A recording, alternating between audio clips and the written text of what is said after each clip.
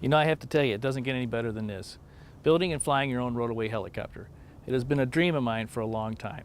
Nothing is more rewarding than flying to a local fly-in and enjoying all the attention your helicopter receives. Now, I'm sure you're all anxious to get started with your build, but before we do, I want to talk about some tools and construction procedures. So let's go on to the hangar. As you can see, the new Talon helicopter has just been delivered, and we are just in the beginning stages of producing the new construction video series. We're also adding throughout the series builder tips that I have compiled over the years from Rotoway's technical support team, other Rotoway builders, and my own build experiences. As you begin this journey, you can at times be overwhelmed with the project. Just uncrating the large parts and sorting through the small parts can be a little intimidating. You might find yourself asking, what have I got myself into? But fear not, Rotoway has one of the highest builder completion rates in the industry. Rotoway is one of the few manufacturers that offers a comprehensive video construction series. In addition, the construction manuals and the construction prints all interface with a well-organized parts identification and layout. And as always, customer support is just a phone call away. In addition to the excellent customer support programs here at the factory, Rotoway's new U.S. dealer network and the International Distributors Group will also offer customer service, maintenance support, and flight training. So in short, you are certainly not alone. Okay, let's get started. Section 1 is dedicated to tools and the standard construction procedures. When building your helicopter, it is important to follow these construction procedures and use some common sense. Building the Rotoway helicopter requires some fabrication, assembly, and most importantly, the builder must maintain the tolerances as specified by the instructions. Following these comprehensive guidelines will go a long way in achieving your goal of constructing a reliable and safe helicopter. Let's first start with some of the tools you're going to need in addition to the standard mechanics hand tools. If you're like me, you love tools, and I really love a tool that makes the job easier. In Section 1, I will show you the tools you will need to build your helicopter.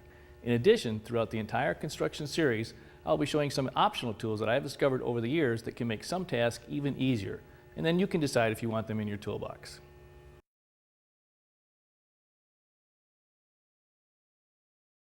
Make sure to purchase a good quality drill bit set. A 115-piece set that includes fractional, wire, and letter sizes is best. In addition, purchase extra sizes of number 40, 30, 10, letter D, and 5/16. Purchase the following reamers: 3/16, 1/4, 5/16, and a letter D reamer.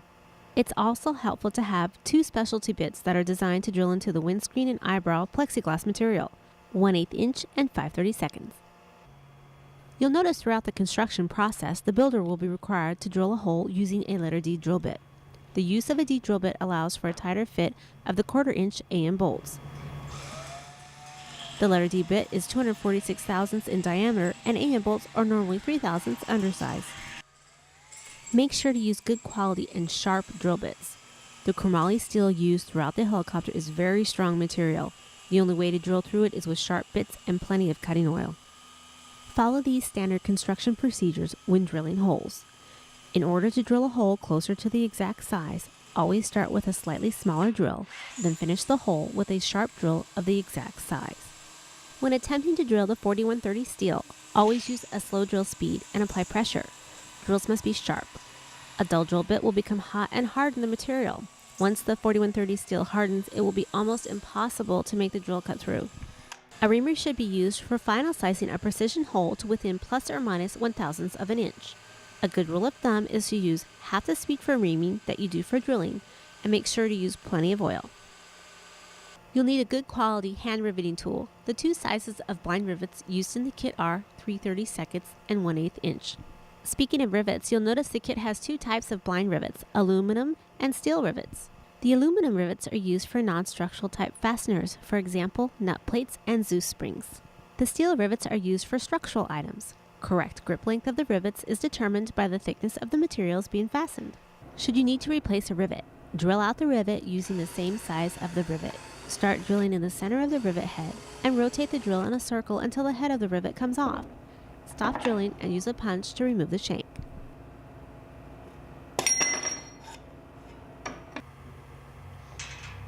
A torque wrench is a must for precision assembly.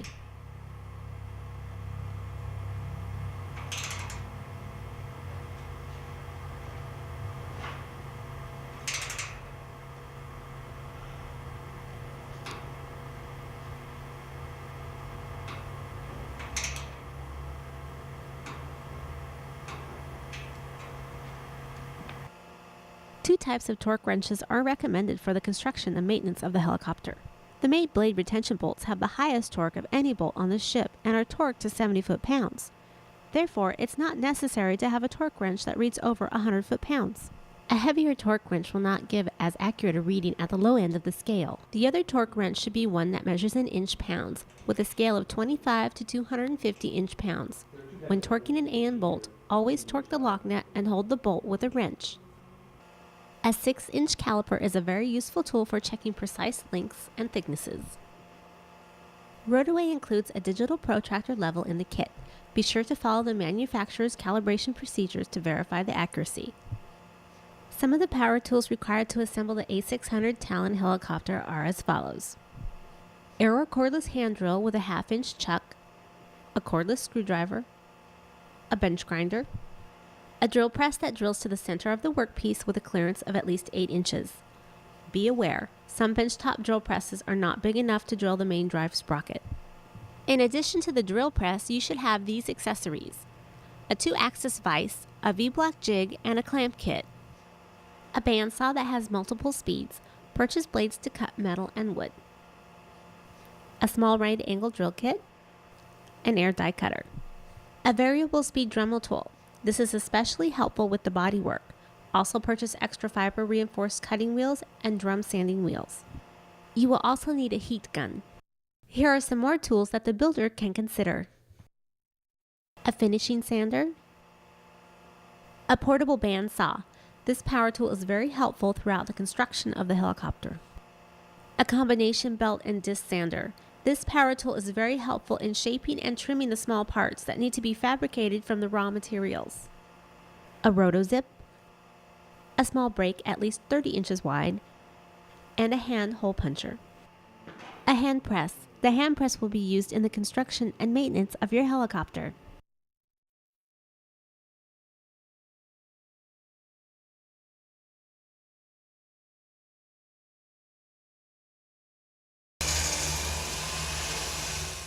Do not force the bolts into the holes that are undersized. When drilling out bushings, start with a smaller bit and gradually open the hole by increasing the drill bit size. Then finish the hole with the appropriate drill and reamer. Make sure bolt holes are perpendicular 90 degrees to the surface involved and are not oversized. A bolt in an incorrectly drilled hole will not carry its shear load. Warning: contact Rotoway before drilling oversized or elongated holes in critical components, as there are many factors to be considered. Never use excess force to drive a bolt in place with a hammer. Whatever you put together will at some time have to be taken apart. Bear this in mind as you complete the construction.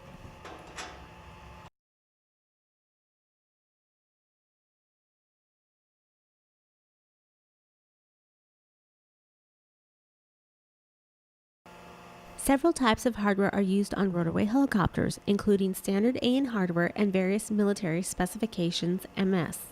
Never substitute the original hardware with bolts made from lesser strength material. Hardware store variety nuts and bolts are normally mild steel and are not heat treated. AN hardware is twice as strong as most mild steel bolts of the same size. Elastic lock nuts, also called fiber lock nuts, are used in many places on the helicopter. These nuts are made with fibrous collar in one end to keep them from vibrating off.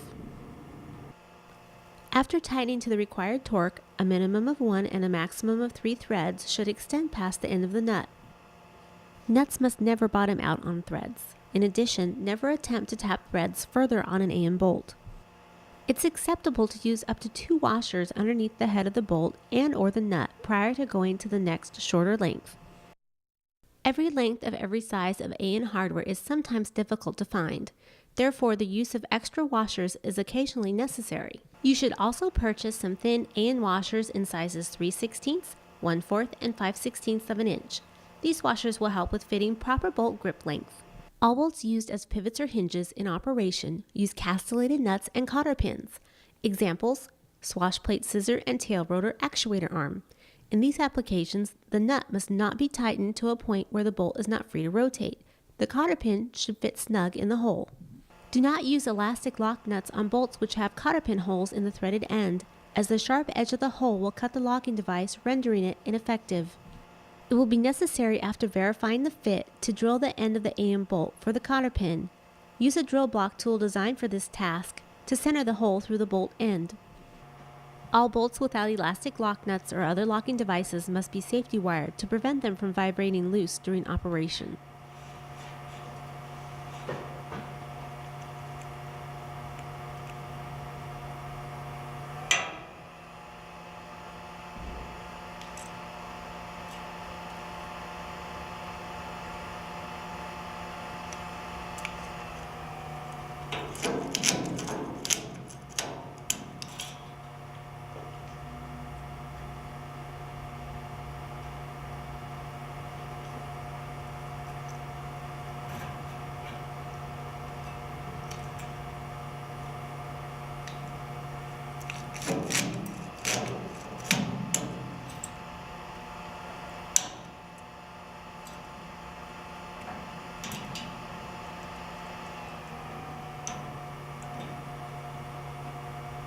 Purchase a safety wire twister tool.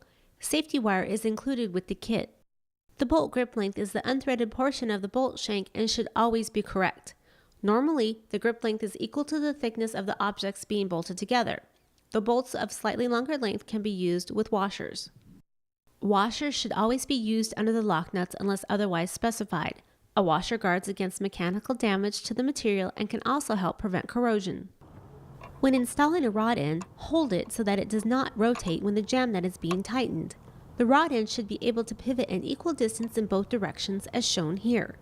Do not tighten the locking nuts in a way that jams the rod end to one side. Use a washer under the jam nut.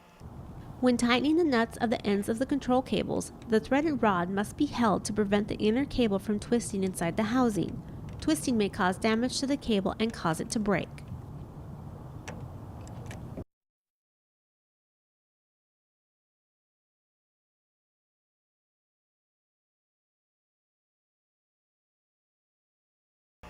Fit shafts and mating parts carefully.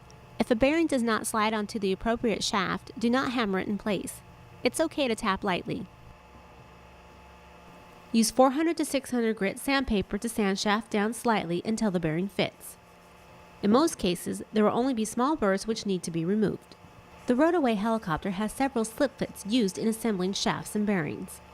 A slip fit is one in which the bearing may be rotated onto the shaft by hand. The inner race should be rotated as the bearing is slid on the shaft. It will take a little pressure to force on a slip fit. However, no other means but hand pressure will be used. In each case, except for the main rotor shaft thrust bearing on final assembly, you will clean the surfaces with acetone and coat them with Loctite 609 prior to installing the bearing. As for bearing removal, reference the maintenance video series on how to remove the Loctited bearings.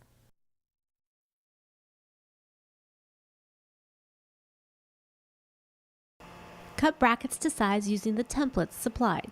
Use a 24 teeth per inch hacksaw blade or a low-speed bandsaw to cut out brackets. When bending 4130 steel, always file internal corners smooth with a rat tail file. This will help prevent cracking during the bending operation. You can use a small brake to bend the material, such as the fuel tank straps.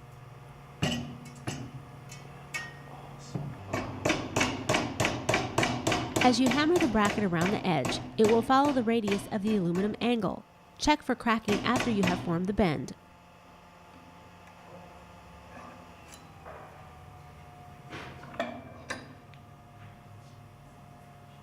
Heat may be applied during the process for brackets over 1/16 inches in thickness.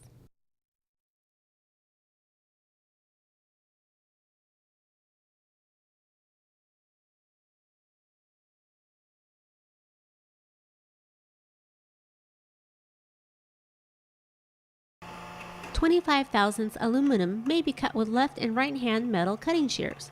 50 thousandths may be cut with a bandsaw or a shear. The same rules apply for bending aluminum as for 4130 steel.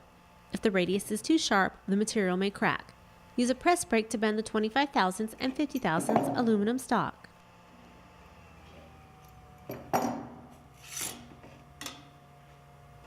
Adequate sheet stock has been supplied in the kit.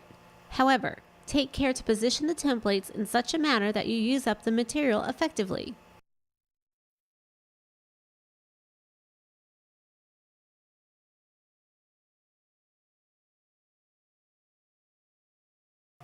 Use caution when handling the plexiglass windscreen.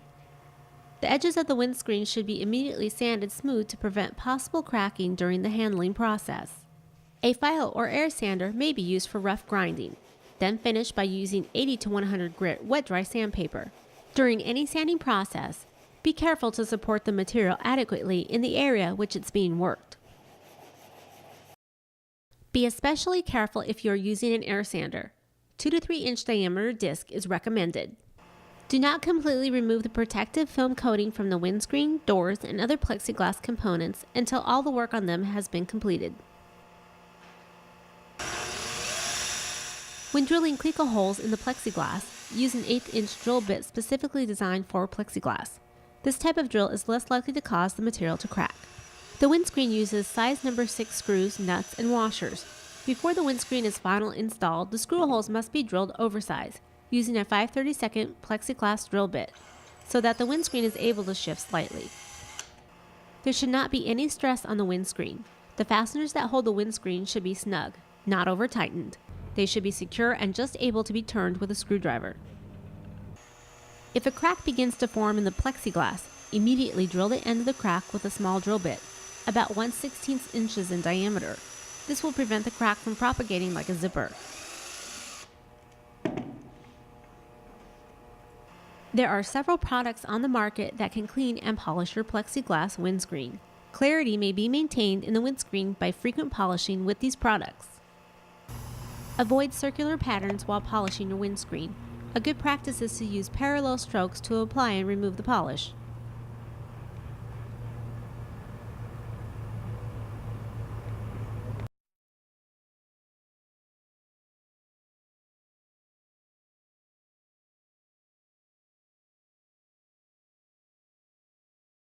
Warning: when working with fiberglass, make sure the area has adequate ventilation.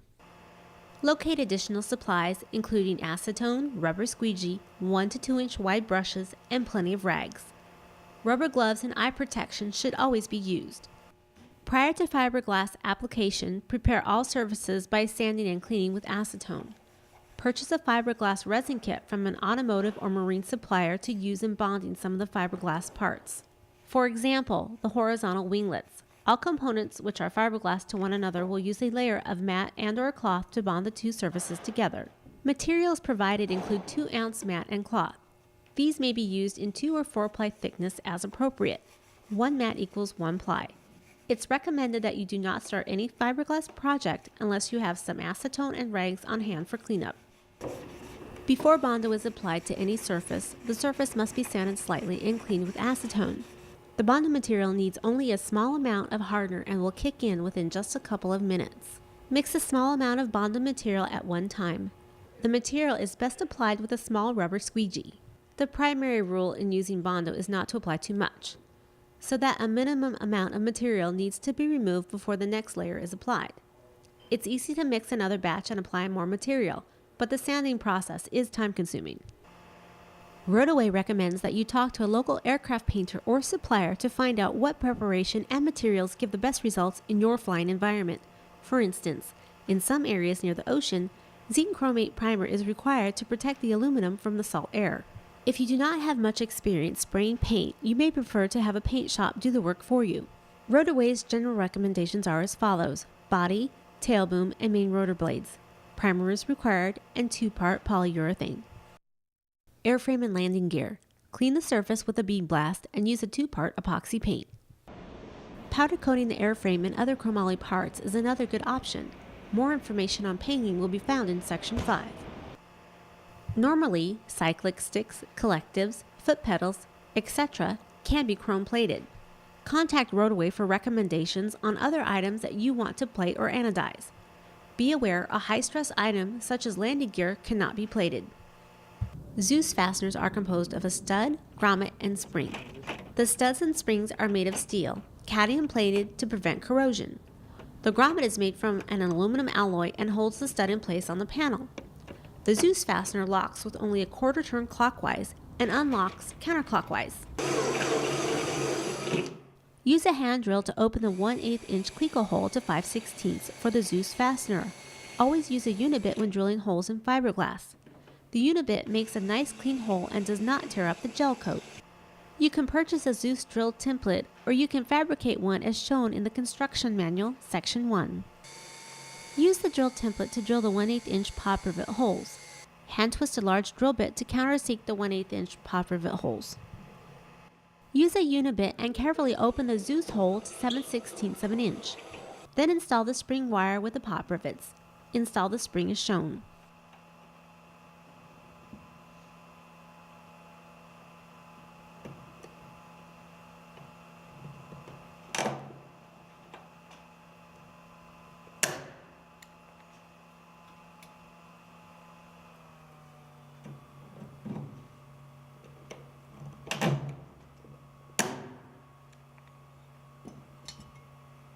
Use a Unibit and open the hole for the grommet to 3/8 of an inch.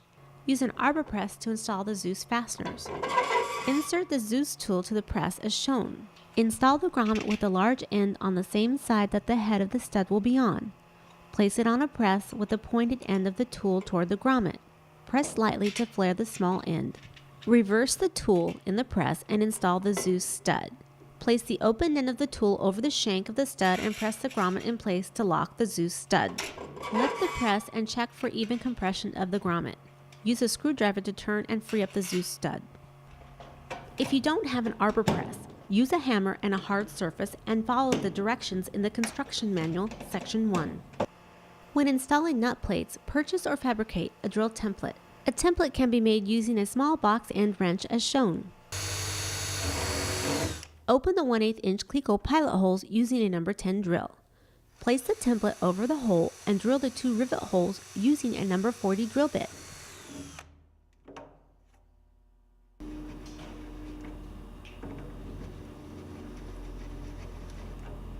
Secure the nut plate with 2 3/32 aluminum rivets. Well, that concludes Section 1, and I realize we have covered many items and procedures, but you can certainly review this section again. If you have any questions, please call our customer service staff, and they will be glad to assist you in any way they can. Next, we'll start the construction of your new helicopter.